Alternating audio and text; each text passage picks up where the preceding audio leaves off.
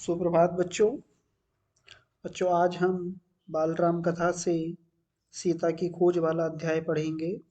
आप लोग सभी देख रहे होंगे, अध्याय यहाँ पर ओपन है। तो बच्चों, जैसा कि हमने पिछला पाठ पढ़ा था सोने के हिरन के बाद सीता की खोज वाला ये अध्याय है। और इस अध्याय में मायावी मारीच की पूरी चाल राम थे वो समझ गए, और वह इस षड्यंत्र को विफल करने के लिए बहुत तेजी से कुटिया की ओर तरफ भागे। और उनके मन में कई प्रश्न थे कि अब क्या होगा। वो समझ गए थे कि ये मायावी राक्षसों के द्वारा रची हुई एक चाल है। और उसी समय लक्ष्मण को अपनी तरफ आता देख वो ये भी समझ गए कि हाँ, लक्ष्मण को भी इन्होंने अपनी चाल में फंसाया है। और ये कुटिया छोड़कर लक्ष्मण यहाँ आए।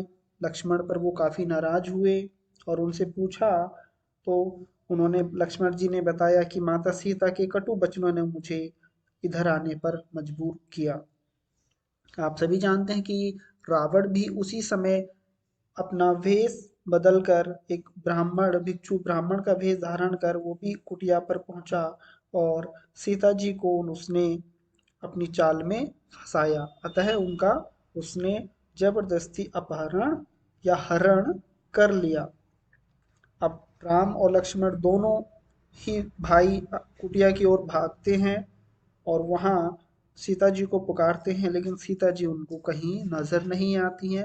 राम बहुत व्याकुल हो जाते हैं और सीता जी की खोज में इधर उधर दोनों भाई जंगलों में भटकते रहते हैं।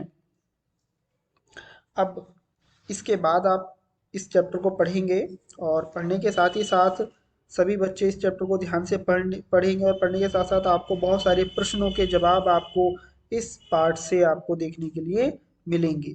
तो सबसे पहले आप सभी बच्चे इस पाठ को अच्छे से पढ़ेंगे, और इस पाठ में आप देखेंगे कि राम सीता से बिछड़ने के बाद बहुत मानसिक रूप से परेशान हो गए थे।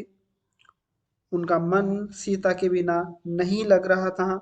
वो बार बार सीता जी को पुकार रहे थे, पेड़ों से, पत्थरों से, पक्षियों से, जानवरों से। वो सीता को खोजने की गुहार लगा रहे थे और सीता सीता पुकार रहे थे। आप यहाँ पर राम जी को एक आदर्श पुरुष के रूप में देखेंगे, जो कि एक लक्ष्मण जी उनको कहते भी हैं कि आप एक आदर्श पुरुष हैं और आपको धैर्य रखना चाहिए।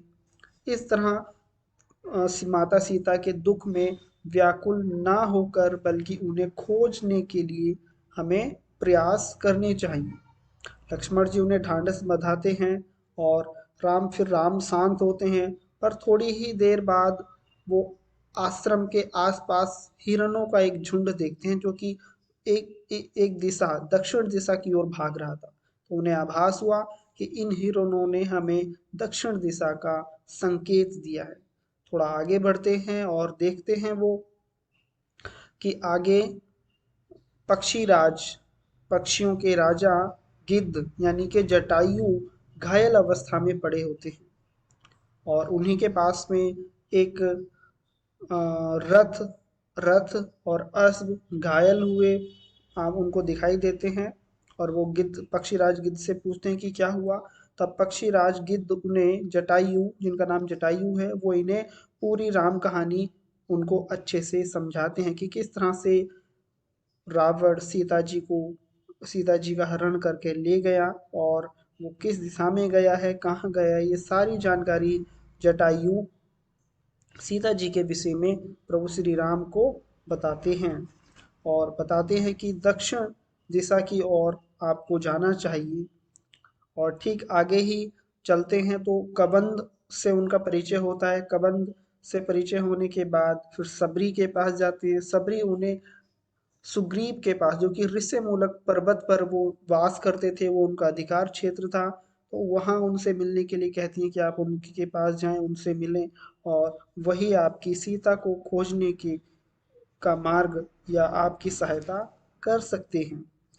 और दोनों भाई सुग्रीव से मिले, और सुग्रीव से मिलने के बाद उन्हें पता हुआ, पहले उन्होंने सुग्रीव की मदद की, और मदद करने से सुग्रीव उस क्षेत्र का, ऋषिमूलक क्षेत्र का वो राजा बने, और राजा बनने के बाद उन्होंने अपनी पूरी वानर सेना, क्योंकि उनकी वानर सेना में बहुत विलक्षण शक्ति वाले बंदर भी थे, और सबरी ने उनको बताया था कि उनकी सेना में बहुत अच्छे बंदर हैं, विलक्षण बुद्धि के बंदर हैं, वो आपकी मदद अवश्य करेंगे। तो अगले दिन ही श्री राम और लक्ष्मण दोनों लोगों से मिले, और मिलने पर उन्होंने सुग्रीव की मदद ली। सुग्रीव की मदद से वो दक्षिण दिशा में सीता की खोज के लिए वो अपनी योजना बनाने लगे। तो बच्चों, इस पार्ट को बहुत अच्छे से पढ़िएगा आप लोग, और ये इसकी जो पूरी कहानी है, कहानी से हम कुछ प्रश्न भी करेंगे आपसे, हम आपसे पूछेंगे। तो आप सभी इसको अच्छे से पढ़िए। धन्यवाद।